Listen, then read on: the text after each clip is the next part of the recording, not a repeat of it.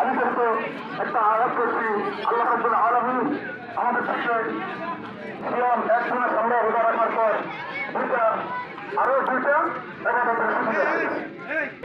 আল্লাহ সাল্লাল্লাহু আলাইহি ওয়াসাল্লাম বলেন, মান সামা রমাদান সুম্মা আতবা'াহু সিত্তান মিন শাওয়াল কানা কাসিয়ামি শাহরি কুল্লিহি।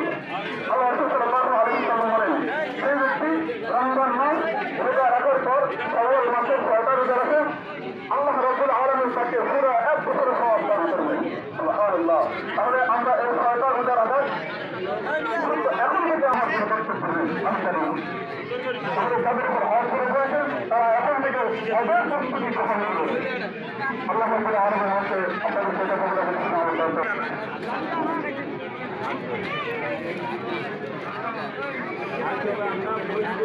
আরো সামনে